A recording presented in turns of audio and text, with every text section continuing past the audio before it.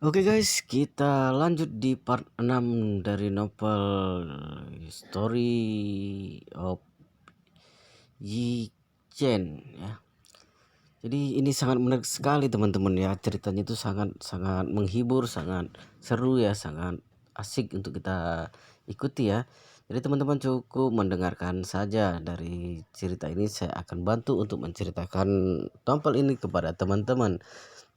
Yang belum subscribe tolong dibantu subscribe dulu teman-teman ya, supaya channel ini bisa ikut berkembang seperti channel lainnya.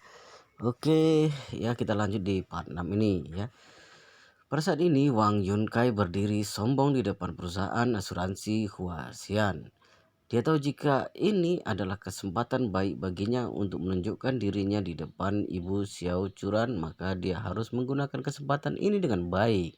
Jika bisa membereskan ibunya, maka tidak perlu takut tidak bisa membereskan dirinya. Pada saat itu, maka dia akan mendapat Xiao Churan, wanita cantik terkenal di Jinling ini. Hatinya bersemangat ketika dia memikirkannya. Maka dia berkata dengan kencang, "Paman dan tante sekalian tenang saja. Bos perusahaan penipu ini akan mengembalikan uang sebentar lagi." Semua orang bertepuk tangan senang seketika mendengarnya. Wajahnya semua orang sangat bersemangat. Hanya Yi Chen yang tersenyum melihat Wang Yunkai. Orang ini terlalu memandang tinggi dirinya. Takutnya dia bahkan tidak akan tahu bagaimana dirinya akan mati nanti. Sewaktu Wang Yunkai menikmati tepuk tangan semua orang dengan bangga, pintu perusahaan asuransi Huasin tiba-tiba dibuka dari dalam. Setelah itu terlihat bos mereka Zhong Huasin bersama seorang pria parubaya dengan baju Cheongsam berjalan keluar. Meskipun pria parubaya itu sudah lumayan tua, tapi auranya menakutkan dan itu adalah Tuan Hongwu. Di belakang Tuan Hongwu masih ada beberapa anak buah kekar yang mengikutinya dengan dekat. Semua ini adalah pengawal pribadinya yang sangat kuat. Kedudukan Tuan Hongwu sangat tinggi, maka banyak orang di Jinling tahu dengan nama besarnya, tapi jarang ada kesempatan bertemu dengannya. Maka tidak ada orang yang mengenalnya, termasuk juga Wang Yunkai. Semua orang hanya kenal dengan bos perusahaan asuransi Huasin, Zhou Huasin. Maka atmosfer kerumunan orang segera meledak. Dasar Yunkai benar-benar membuat Presiden Zhou keluar. Dia hebat sekali. Benar, untung ada Lan kali ini uang kita ada harapan. Lan, anak yang begitu baik pasti merupakan menantu yang tepat. Ketika Malan mendengar pujian semua orang, seluruh tubuhnya merasa segar. Wang Yunkan ini benar-benar membuat dirinya disanjung oleh teman-temannya. Wajahnya terlihat tersenyum senang ketika memikirkan ini. Mata yang menatap Wang Yunkai terlihat sangat puas. Pada saat ini, Wang Yunkai maju dengan bangga dengan sikap arogan. Dia tidak kenal dengan Zhou Huasin, juga tidak kenal dengan Tuan Hongwu, tapi dia melihat sepertinya sikap Zhou Huasin sangat hormat kepada Tuan Hongwu. Maka salah menganggap Tuan Hongwu sebagai bos. Maka dia melihat Tuan Hongwu dan berkata dengan sombong, "Kamu adalah bos perusahaan asuransi Huasin?" Tuan Hongwu melihat berkata dengan santai, "Aku bukan bos, aku hanya menjalankan tugas bos. Tapi kamu bisa bicara denganku jika ada masalah." Wan Yunkan bingung lalu berkata sambil mencibir, "Dasar anjing. Sepertimu bahkan tidak pantas bicara denganku. Cepat pergi dan suruh bosmu keluar." Yi Chen menggelengkan kepalanya sambil melihat Wan Yunkai seperti orang bodoh. Kekuatan pria yang memakai Cheongsam di depan sangat menakutkan dan ada pengawal yang mengikutinya. Sekali lihat tahu jika dia bukan orang yang mudah disinggung. Tapi Wang Yunkai berkata sombong dengannya, Ini jelas cari mati. Manlan yang ada di sampingnya juga mencibir Yun Kai. Tidak perlu bicara dengan anjing sepertinya. Orang di samping adalah bos perusahaan asuransi Huasin. Zhou Huasin tercengang mendengarnya. Wang Yun Kai dan wanita ini berani sekali. Mereka bahkan berani mengatakan Tuan Hongwu anjing. Dia benar-benar cari mati. Di seluruh Jinling siapa yang berani memarahi Tuan Hongwu, meskipun ada, juga akan dijadikan umpan ikan di sungai oleh Tuan Hongwu setelah marah. Sewaktu kata-kata Wang Yun Kai jatuh, seorang anak buah kekar yang ada di belakang Tuan Hongwu langsung maju di depan, menarik rambut Wang Yun Kai dan menamparnya ke kiri dan ke kanan sebanyak beberapa kali. Brengsek, kamu bahkan berani memarahi Tuan Hongwu. Kamu sudah bosan hidup ya? Setelah itu dia menangkap Manan lalu menamparnya dan berkata dengan marah, wanita jalang berani memarahi Tuan Hongwu. Percaya tidak jika aku akan merobek mulutmu. Piang! Ketika mendengar ini, Wang Yun Kai dan Manlan seperti tersambar petir. Apa? Pria yang memakai cheongsam di depan adalah Tuan Hongwu yang terkenal di Jinling. Sedangkan dirinya bahkan tidak takut mati dan memarahinya. Ketika memikirkan ini, wajah kedua orang berubah menjadi pucat dan seluruh badannya berkeringat dingin dan ketakutan sekali. Reaksi Wan Yun Kai paling cepat. Dia segera berlutut di depan Tuan Hongwu sambil bersujud dan menangis dengan sedih. Tuan Wu, aku yang salah dan aku minta maaf padamu. Aku yang buta dan tidak mengenal Anda dan tidak pantas memarahi Anda dengan sombong. Masalah para orang tua ini tidak ada hubungannya denganku. Aku mohon pada Anda, ampuni aku. Setelah itu dia berlutut sambil memukul dirinya sendiri sambil bersujud minta maaf. Dia menangis dengan sedih. Dia benar tidak menduga jika perusahaan penipu ini mendapatkan perlindungan dari Tuan Hongwu yang terkenal di Jinling. Orang besar seperti ini, jangankan dirinya, bahkan pemimpin keluarga juga tidak berani menyinggungnya. Dia sangat menyesal saat ini. Dirinya hanya ingin memakai kesempatan ini untuk pamer di depan Ibu Xiao Churan supaya dirinya bisa lebih mudah mendekati Xiao Churan. Tidak diduga dia tidak mendapatkan apa yang dia harapkan, tapi menyinggung Tuan Hongwu. Jika ayahnya tahu dengan masalah ini, bukankah dia akan dipukul sampai mati? Adegan ini membuat semua bapak-bapak dan ibu-ibu kaget. Mereka masih berharap Wang Yun Kai mendapat uang mereka kembali, tapi tidak diduga detik berikutnya dia bahkan langsung berlutut serta minta maaf kepada pria yang memakai cheong sam. Juga Menan, dia masih sangat sombong tadi, tapi sekarang dia ditampar beberapa kali dan terlihat seperti anjing mati. Tuan Hongwu mendengus dingin dan berkata dengan orang di sampingnya, karena mulut orang ini busuk maka kalian giliran menamparnya. Kalian berhenti jika sudah menamparnya 10.000 kali. Seluruh tubuh Wang Yun Kai lemas karena takut 10.000 tamparan. Bukankah dia akan mati dipukul? Pada saat ini anak buah Tuan Hongwu bertanya sambil menunjuk Manlan. Tuan Wu, bagaimana dengan nenek tua ini? Tuan Hongwu melihat Manlan dengan jijik dan berkata datar, pukul 10.000 kali juga. Manlan ketakutan sehingga jatuh di lantai.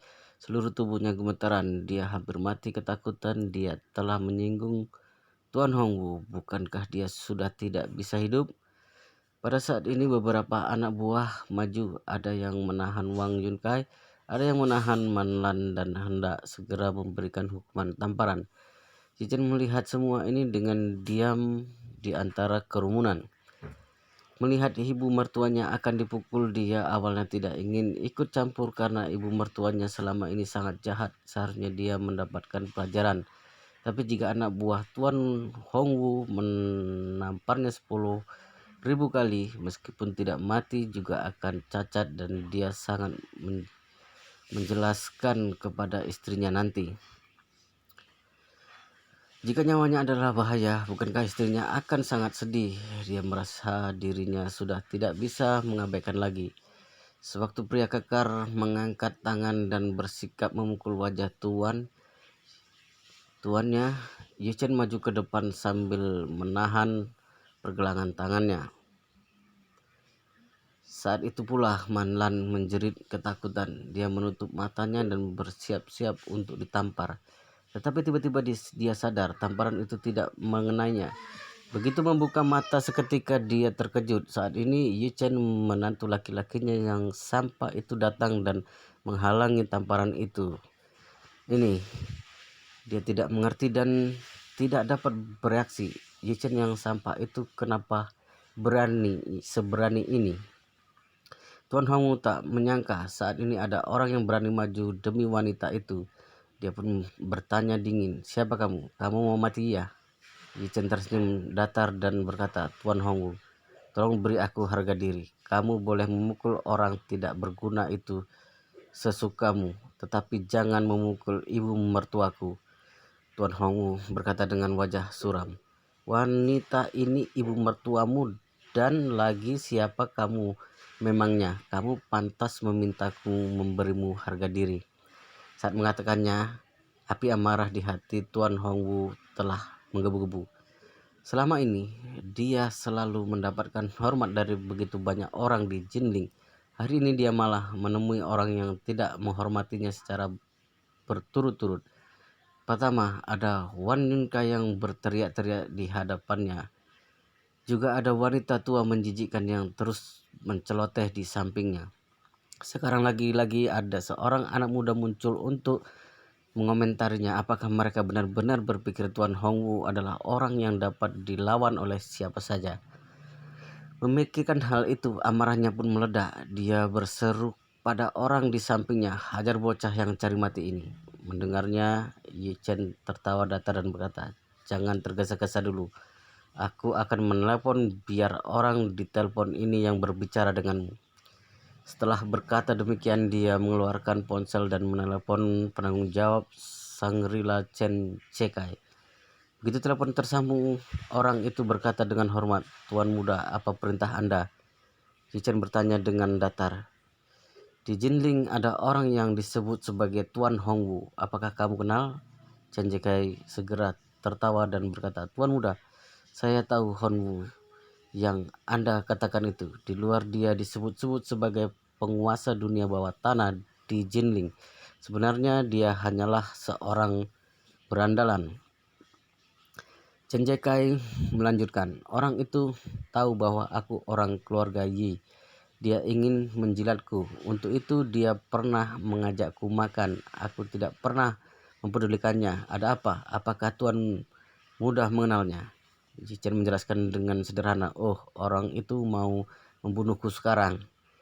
Chen Cekai seketika ngamuk, "Sialan, berandalan macam Hongwu ini sudah bosan hidup ya?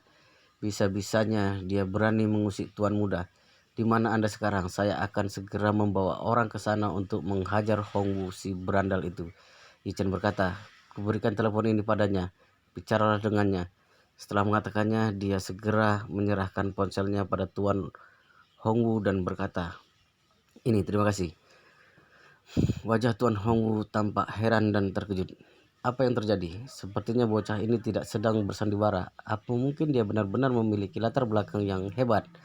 Dilihat bagaimanapun, kelihatannya tidak begitu. Pakaian dan penampilannya sangat biasa. Harga diri segala yang dia kenakan di seluruh tubuhnya tidak sampai 500 yuan. Bahkan ponsel yang dia gunakan pun hanya sederhana beberapa ratus yuan. Memangnya dia bisa punya kemampuan apa? Memangnya dia bisa menemukan orang yang hebat untuk mendukungnya?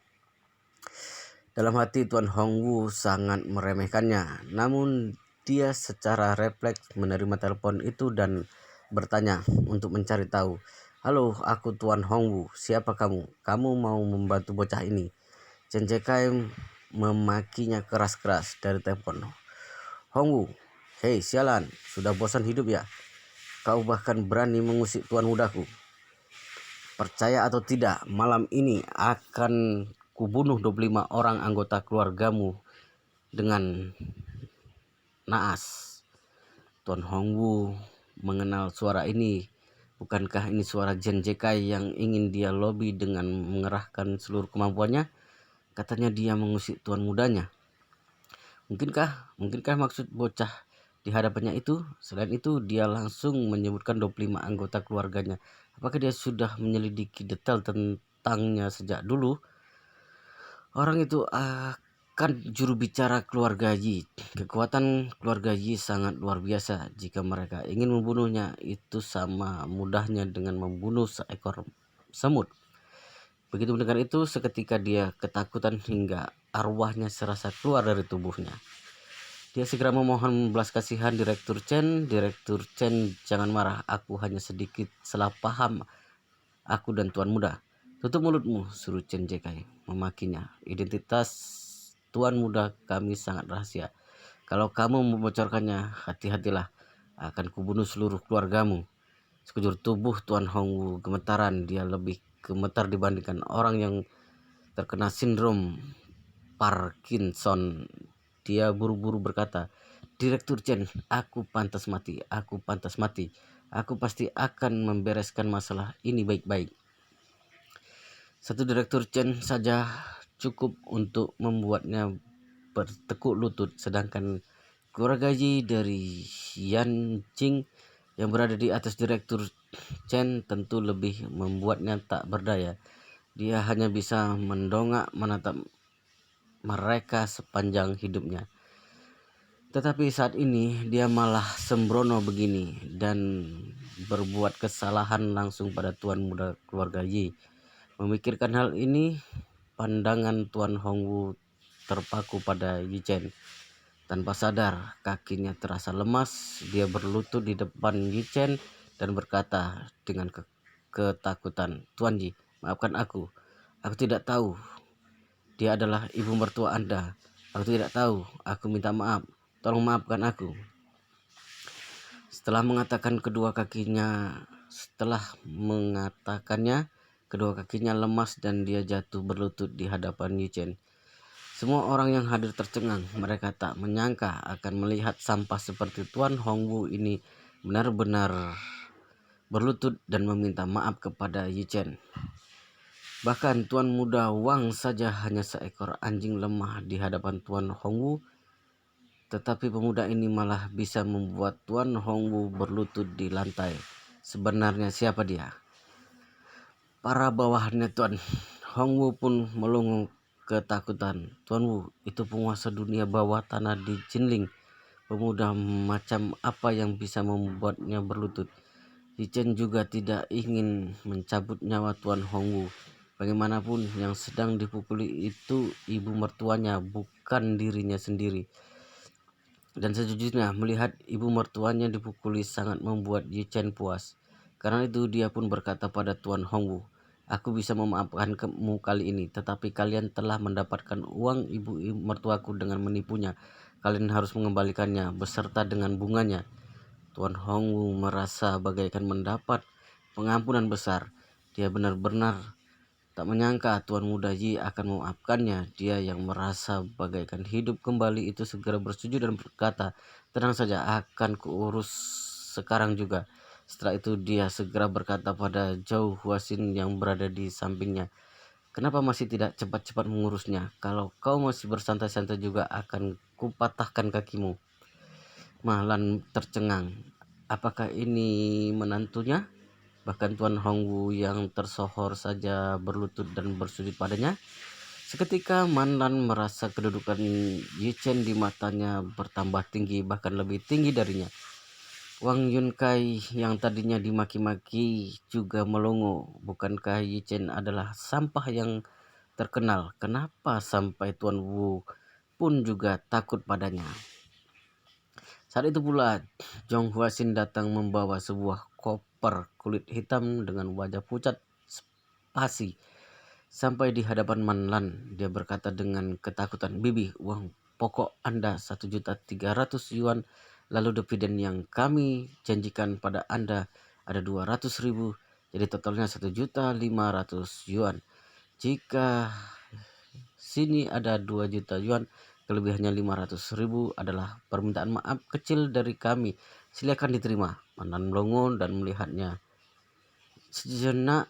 Kapan menantu sampahnya yang tidak berguna itu memiliki kemampuan sebesar ini? Uang pokoknya dikembalikan, dividen yang dijanjikan sebesar 200.000 juga dikembalikan, dan mereka masih memberikan tambahan uang sebesar 500.000.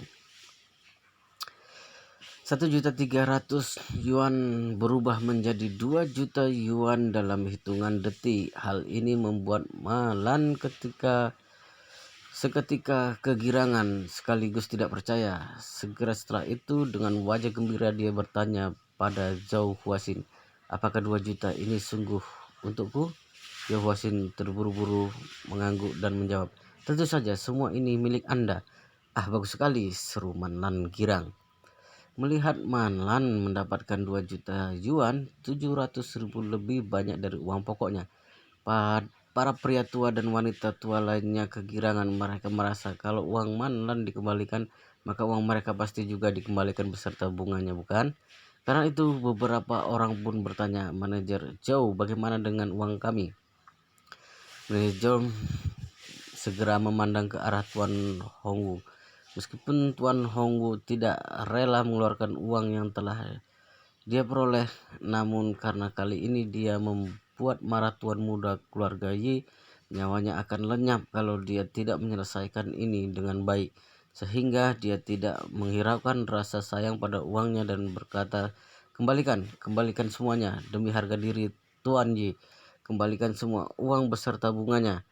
Orang-orang itu seketika bersorak kegirangan. Saat itu Yi Chen tiba-tiba berkata dengan nada dingin, Tuan Hongwu, orang-orang ini tidak ada hubungannya denganku. Apa maksudmu demi harga diriku? Apakah kamu main-main denganku? Tuan Hongwu terkejut. Dia segera bertanya, Tuan Yi, apa maksud Anda? Aku yang hina ini bodoh sehingga tidak mengerti. Yi Chen berkata, orang-orang ini tidak ada hubungannya denganku. Kalau kamu mau mengembalikan uang mereka, ya kembalikan. Kalau tidak, kamu ya tidak usah. Tetapi kalau kamu berani mengembalikan uang mereka demi harga diriku, jangan heran kalau aku marah sekarang.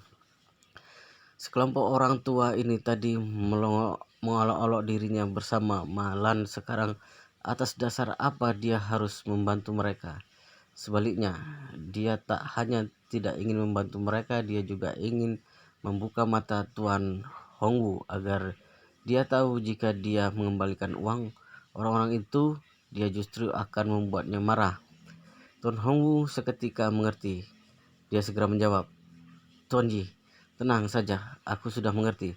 Setelah berkata demikian, dia berkata pada Zhao Huaxin, kembalikan uang ibu mertua Tuan Yi saja, yang lainnya tidak perlu dikembalikan. Hah, para bapak dan ibu tua yang berurusan ini bersukaria seketika menggila, bahkan ada yang menangis terseduh-seduh.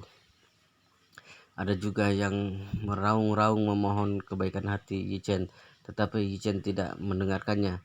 Kenapa sekelompok orang tua yang tidak sopan itu mencibir dan menghinanya barusan? Sekarang setelah mendapati bahwa dia dapat mengatur Tuan Hongwu, mereka mulai ingin meminta bantuan padanya. Urus saja sendiri. Melihat para orang tua itu risih, Tuan Hongwu ketika berseru, semua diam. Sialan, siapa saja yang berani bicara satu kalimat lagi, siapapun yang membuat Tuan Yi bising akan kubunuh dia. Sekelompok orang tua itu seketika tidak bergeming. Tuan Hongwu melihat ke arah Wang Yunkai. Dia pun bertanya, Tuan Yi, apakah putra keluarga Wang ini teman Anda? Yi Chen menatap Wang Yunkai sekilas. Wang Yunkai segera memohon-mohon, Yi Chen, tolong aku, cepat bilang pada Tuan Wu kalau kita teman baik, kumohon. Yi Chen menunggu dingin dan berkata pada Tuan Hongwu, aku tidak mengenalnya, lanjutkan memenuhi janjimu. Kalau sudah merasa cukup memukulnya, baru lepaskan dia. Tuan Hongwu seketika mengerti. Dia memberi perintah pada bawahannya, sialan, cepat pukul dia lagi. Bajingan ini, melihatnya saja membuatku marah. Wang Yunkai berteriak dengan sangat ketakutan. Yichen, aku yang hina ini tidak melihat dengan benar. Kumohon tolong aku, kumohon tolong aku. Yichen menatapnya dan berkata dingin, aku tidak ada hubungan apapun denganmu. Kamu malah terus-menerus mencibirku, dan sekarang memintaku menolongmu. Sadarlah, jangan mimpi. Tangis Wang Yunkai seketika pecah. Yichen, aku benar-benar sudah tahu kesalahanku. Kumohon tolong aku. Melihat ekspresi Yichen tidak bersahabat, Tuan Hongwu segera berseru pada bawahannya. Sialan, dasar orang-orang tidak berguna. Kenapa tidak bergerak juga? Cari mati ya. Para bawahannya terkejut. Mereka tergesa-gesa mencengkeram leher dan rambut Wang Yunkai lalu mencambuknya mati-matian. Tak lama Wang Yunkai telah dicambuk hingga mulutnya terpenuhi darah. Beberapa giginya tanggal, tetapi tidak ada yang berani. Setiap cambukannya sangat bertenaga. Tuan Hongwu bertanya pada Ji Chen sambil tersenyum. Tuan Ji, apakah Anda puas dengan perlakuan seperti ini? Ji Chen mengangguk. Tidak masalah, begini saja, aku harus pergi. Tuan Hongwu segera memberikan kartu namanya dengan penuh hormat pada Yi Chen, kemudian berkata dengan sopan, Tuan Yi, ini kontakku. Jika ada perintah apapun silahkan katakan saja. Aku pasti akan menyanggupinya. Yi Chen menjawab dengan deheman, mengambil kartu nama itu dengan santai dan memasukkannya ke dalam kantung. Kemudian dia berkata pada mertuanya, Manlan, sudah jam segini, mari kita pulang. Meskipun dipukuli beberapa kali, Manlan mendapat keuntungan 700.000 yuan, sehingga dia terus tersenyum lebar melihat wajah Yichen yang juga tampak angkuh itu. Dia merasa menantunya ini sungguh memberinya harga diri. Yichen mengangkat koper berisi uang itu dan bersikap untuk mengajak Manlan pergi. Namun para orang tua itu berduyun-duyun mengelilingnya Yichen dan berkata dengan wajah penuh perhatian, Yichen, barusan ini Bibi salah lihat. Bibi tidak menyangka ternyata kamu sehebat ini. Benar-benar anak muda yang menjanjikan. Benar, Yichen, kamu benar-benar orang berbakat. Sekali lihat pun tahu kamu adalah orang unggulan di antara orang-orang yang lain. Menantuku benar-benar berbeda jauh darimu.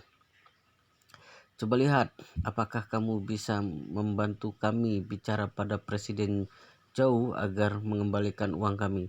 Itu uang yang kami dapat dari hasil susah payah. Yichen mengernyitkan dahi dan berkata dingin, atas dasar apa aku harus membantu kalian? Bukankah kalian berpandangan luas? Kalau uang kalian tidak kembali, kalian bisa meminta bantuan menantu kalian sendiri. Setelah mengatakannya, dia pun beranjak dari sana. Mendengar itu, mereka merasa sangat menyesal. Mereka menyalahkan diri sendiri untuk apa mereka mencibir Yichen tanpa sebab apapun. Sekarang semuanya selesai. Kesempatan untuk meminta kembali uang hasil jerih payah mereka sudah kandas. Memikirkan itu, ada orang yang marah hingga menampar dirinya sendiri 2 kali. Ada yang tertunduk lemas di tanah dengan putus asa dan menangis pilu. Ini adalah akhir yang mereka buat sendiri. Seluruhnya hilang sudah. Namun mereka tidak punya pilihan lain. Kalau mau menyalahkan seseorang, mereka hanya dapat menyalahkan mulut mereka sendiri, juga menyalahkan diri sendiri karena tidak memiliki menantu sebaik Yichen. Dalam perjalanan pulang, Manlan bertanya pada Yichen dengan wajah tersanjung dan senyum lebar. Yichen, bagaimana kamu mengenal Tuan Hongwu? Mengapa dia begitu sopan kepadamu? Yichen tertawa dan berkata, aku tidak mengenalnya. Aku hanya menelpon seseorang teman sekelasku. Dia mampu membuat Huo Xin mengembalikan uang. Mendengar itu, dalam hati Manlan seketika kecewa. Awalnya dia mengira Yichen memiliki kemampuan yang tidak dia ketahui. Tidak disangka dia juga hanya membereskan hal ini dengan meminta bantuan orang lain. Karenanya rasa semangatnya yang menggebu di hatinya pun padam dalam sekejap. Tapi untungnya dia bisa mendapatkan uangnya kembali dan mendapatkan tambahan 700.000 yuan. Hal ini membuat pandangannya terhadap Yichen sedikit lebih baik. Dia berkata kepada Yichen, "Yichen, tentang perihal hari ini bantu ibu merahasiakannya. Jangan beritahu siapapun, meskipun ibumu sudah tua, ibu juga masih perlu harga diri, bukan?" Yichen tersenyum pasrah. Dia hanya bisa menyanggupinya. "Aku mengerti, Bu." Setelah mengatasi masalah ibu mertua membawa uang tunai dengan senang hati pergi ke bank untuk melakukan setoran. Yichen langsung kembali ke rumah.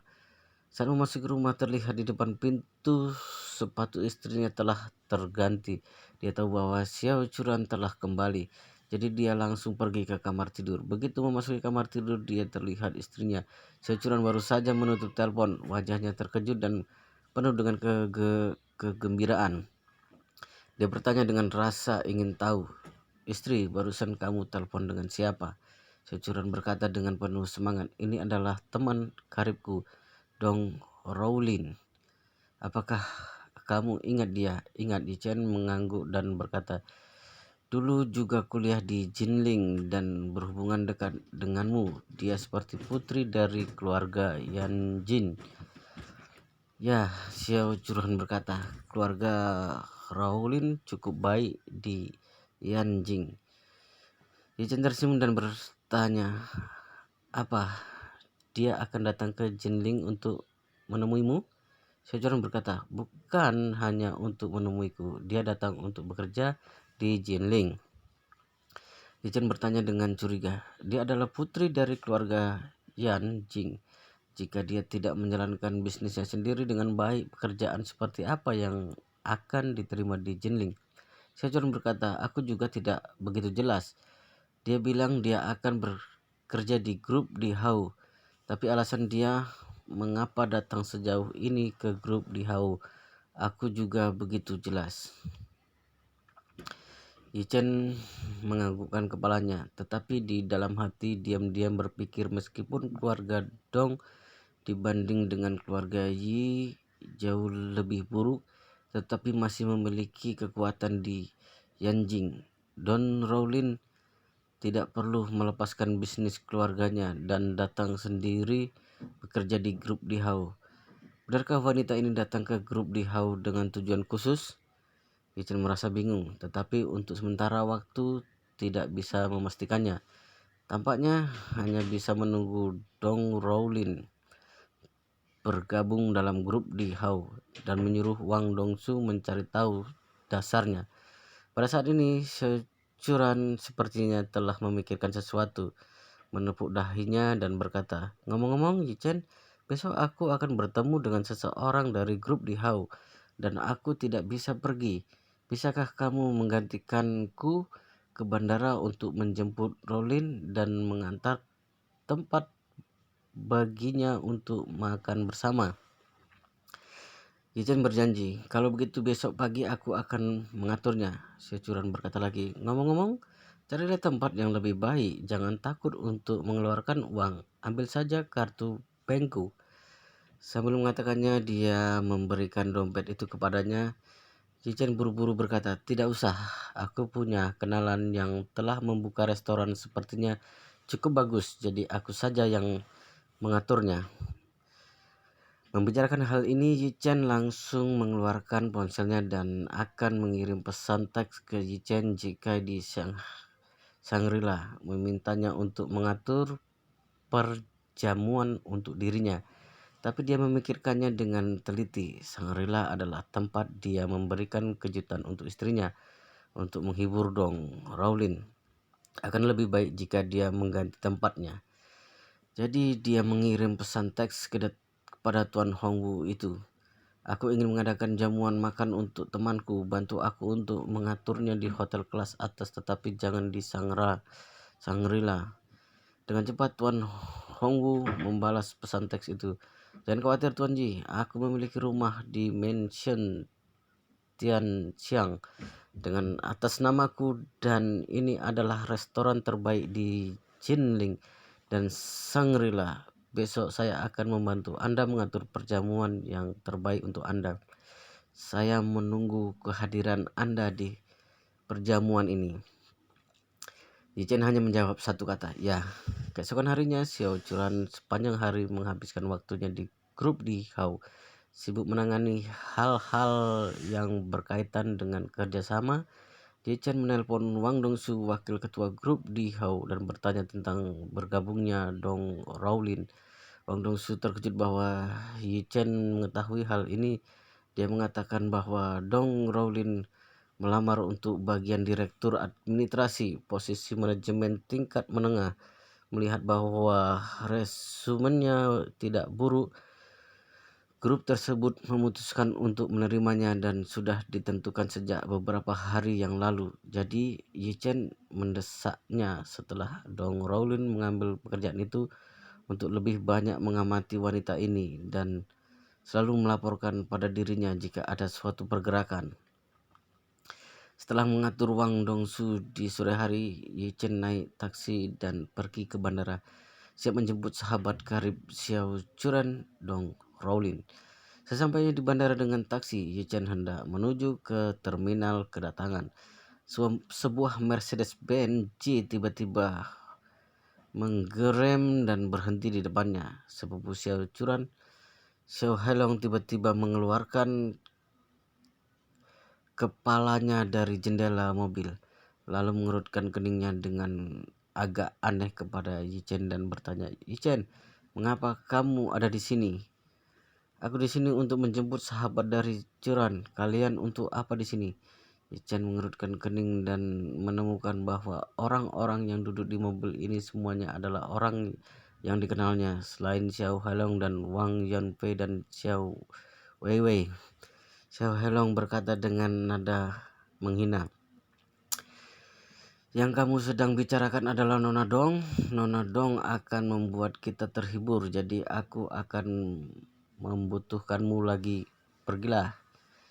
Chen mendengus dingin dan berkata, "Jika kamu ingin pergi, pergilah sendiri." Membicarakan tentang hal itu, Chen berhenti menanggapi mereka dan langsung berjalan memasuki terminal kedatangan. Xiao Helong ingin memasuki, namun Xiao Weiwei yang ada di sebelahnya segera mengingatkannya, "Kak Nona Dong akan segera datang. Nenek telah mengingatkanmu untuk meninggalkan kesan yang baik pada Nona Dong.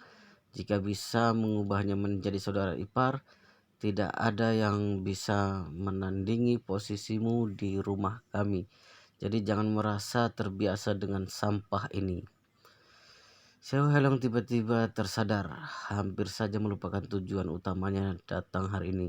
Sebenarnya menjemput Dong Rowlin adalah hal terpenting kedua. Meninggalkan kesan yang baik padanya dan mendapatkan uluran tangannya adalah hal yang paling penting. Kekuatan keluarga Dong di Yanjing sangat luar biasa. Jika bisa ikut berjalan dengannya, maka dirinya akan menjadi sejajar. Dan keluarganya Xiao juga bisa ikut mendapatkan kekuasaan darinya. Jadi dia menahan rasa ketidakpuasannya terhadap Ye Chen, buru-buru keluar dari mobil dan bergegas ke terminal kedatangan. Pada saat ini terlihat seorang wanita yang sangat mencolok di tengah keramaian, muda dan cantik. Rambut panjangnya berwarna coklat tua dan dia memakai rok putih menggambarkan sosok yang sangat indah. Meskipun dia memakai kacamata hitam, kulitnya seputih perselen, bibirnya menyala dan bak api, dan kecantikannya tidak bisa disembunyikan. Jika dilihat secara rinci, penampilannya sama sekali tidak kalah dengan Xiao Churan, dan keduanya dapat dikatakan memiliki kelebihan masing-masing. Untuk sementara, mata orang-orang di luar yang akan menjemput penumpang pesawat terfokus padanya. Xiao Helong sudah tercengang. Bahkan di sebelahnya, Wang Yunfei yang sedang menyaksikan keramaian itu tidak bisa untuk tidak terkejut dan menghela nafas. Layak untuk menjadi wanita idaman Jian Jing. Auranya benar-benar berbeda. Pada saat ini, Dong Rowlin juga melihat kerumunan dan bergegas berjalan dari kerumunan, melambai pada mereka dan berkata, "Helong, Weiwei dan juga Yi Chen, lama tidak bertemu." Hati Xiao Helong melonjak dengan antusias dan dia berkata, Lama tidak bertemu, Rolin, kamu telah menjadi lebih cantik. Yichen tersenyum dan berkata, lama tidak bertemu. Xiao Halong bergegas berkata, Rolin mengetahui bahwa kamu akan datang. Aku secara khusus telah memesan hostel terbaik di Jinling dan menunggu untuk menjemputmu. Ayo kita pergi ke sana sekarang. Dan Rolin melirik ke arah Yichen dan berkata, maaf kepada Xiao Halong.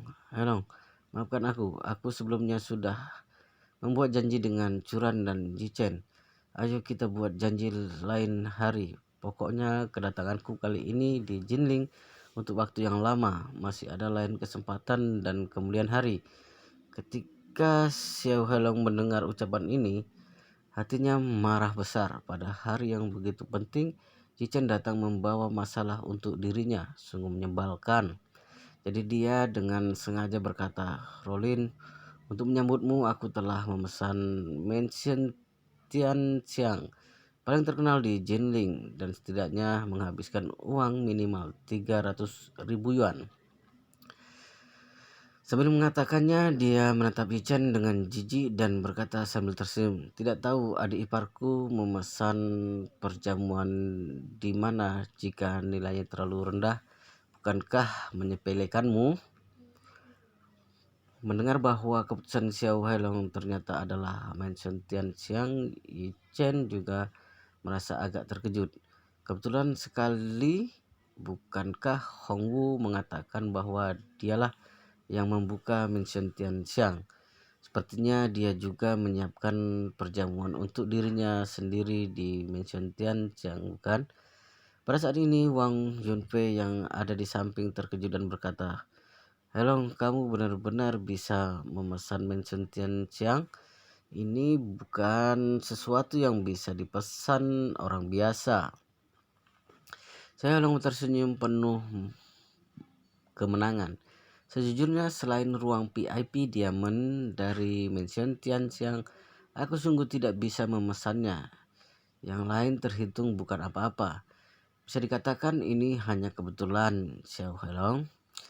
Nyatanya untuk memesan ruang VIP Gold ini, Nyonya Besar Xiao secara pribadi yang maju, membayarnya dengan sejumlah yang tidak sedikit dan mempercayakan beberapa orang untuk berhasil memesannya. Dong Rolin pernah mendengar nama Mansion Tianxiang di Yanjing dan bergegas berkata, semuanya adalah teman, tidak perlu terlalu boros.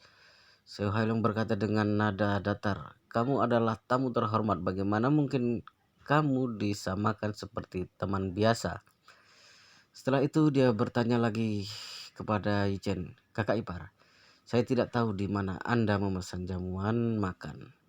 Yichen berkata dengan lemah, kebetulan yang aku pesan juga Mansion Tianxiang.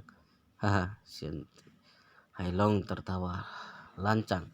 Yichen, kamu juga tidak takut membual dan berkaca pinggang dengan statusmu, dan kamu bahkan tidak bisa memesan ruang VIP bronze di Mansion Tianxiang dan kamu berani membual di sini. Yichen tersenyum acuh tak acuh dan berkata, mengenai aku membual atau tidak, apa hubungannya denganmu? Aku juga tidak mengundangmu makan malam. Dengan begitu banyak waktu luang, apa yang kamu lakukan? Xiao Helong berkata dengan dingin, melihatmu berpenampilan seperti ini, bahkan kamu tidak bisa memasuki pintu Mansion Tianxiang. Dong Rolin yang ada di sampingnya tidak tahan melihat Yichen menjadi sasaran ejekan. Dia tahu bahwa Yichen adalah seorang menantu, tidak memiliki uang dan status dalam keluarga Xiao. Namun jika mengatakan dia tidak mampu memesan hotel sekelas atas, hal itu juga tidak realistis. Diperkirakannya karena Yichen ingin harga dirinya disanjung, jadi dia dengan sengaja mengatakan hal seperti ini. Jadi dia tidak ingin Yichen menjadi terlalu malu, dia membuka diri dan mewakilinya untuk berbicara. Oh tidak, perlu berdebat tentang hal ini karena semua orang telah memesan tempat yang sama. Kalau begitu pergilah bersama. Xiao Helong dengan sinis berkata kepada Yichen, "Baiklah, untuk menghormati Rowling hari ini biarkan kamu makan sesuap dan biarkan kamu melihat seperti apa hotel kelas atas itu." Yichen mendengus dan tidak memperdulikannya. Tuan Hongwu akan berlutut ketika melihatnya. Hotel yang dia buka dianggap seperti apa dalam pandangan orang. Sayangnya, Xiao Helong tidak lebih dari orang buta. Mansion Tianxiang adalah hotel kuno dengan nuansa bergaya Cina. Dekorasi dan gayanya penuh dengan pesona klasik tradisional sangat mewah. Bahkan papan nama di pintunya terbuat dari kayu rosewood kuning berkualitas tinggi. Melihat dekorasi di Mansion Tianxiang, Yichen sedikit terkejut. Tanpa diduga, restoran Tuan Hongwu benar-benar enak. Jika ada kesempatan, dia di kemudian hari bisa mengajak istri untuk mencicipinya. Don Loan memandang sekeliling dan berseru, "Aku telah mendengar nama besar Mansion Tianxiang ketika aku di Yanjing. Dan benar saja mereka pantas mendapatkan reputasi seperti ini." Xiao Helong tersenyum dan berkata, "Rowling datang ke sini tentu saja harus menggunakan hotel terbaik untuk melayanimu." Setelah berbicara dan melirik Yichen dan mencibir, "Tidak seperti beberapa orang, jika bukan karenamu seumur hidup tidak akan pernah punya kesempatan untuk datang ke restoran kelas atas." Xiao Wei sengaja bertanya saat ini, "Yichen, bukankah kamu juga telah memesan di Maison Tianxiang yang mana? Bawa kami untuk melihatnya." Yichen berkata dengan ringan, "Aku tidak mengingatnya secara spesifik. Aku hanya mengirim pesan teks ke bos mereka dan memintanya untuk membantu mengaturnya. Tunggu aku lihat dulu catatan pesanan teksnya." Soheleong berkata dengan sinis, "Apakah kamu tahu siapa bos di sini? Bicara omong besar di sini. Bos di sini adalah Tuan Hongwu yang terkenal. Kamu berani mengatakan hal-hal besar seperti itu? Waspadalah, jika Tuan Hongwu mendengarnya, dia bisa membunuhmu dengan satu jari." Pada saat ini, Yichen menyalakan ponselnya dan memeriksa pesan teks yang dikirim Tuan Hongwu untuk dirinya sendiri tadi malam. Dia berkata dengan ringan, dia berkata bahwa dia meninggalkan ruang VIP Diamond untukku.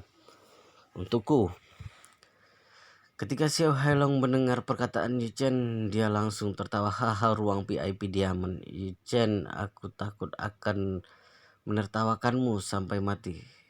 Tahukah kamu siapa yang bisa masuk ke ruangan VIP Diamond? Tidak lebih dari 10 orang. Kamu bukan apa-apa." Dong Rowling tidak mengucapkan apapun, tetapi dia tidak berpikir bahwa Yichen ini juga sangat menjunjung tinggi harga diri.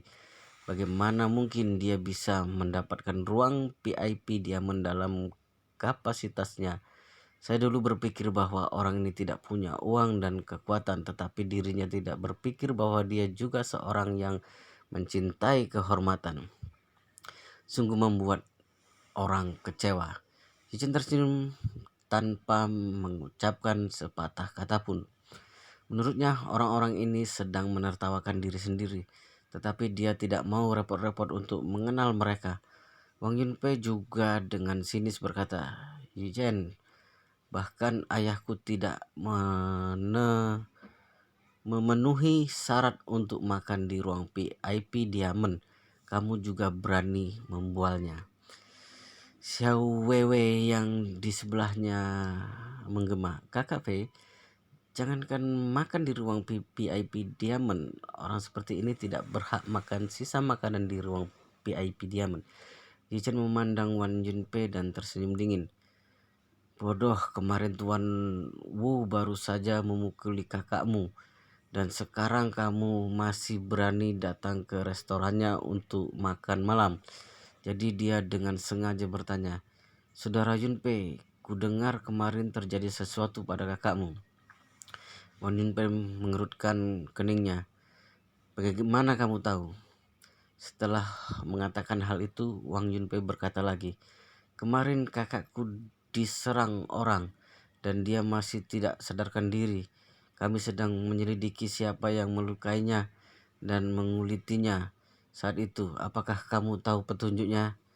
Yichen menjelaskan menggelengkan kepalanya dan dengan sengaja berpura-pura menjadi bodoh. "Aku tidak tahu. Aku baru saja mendengar sesuatu terjadi padanya.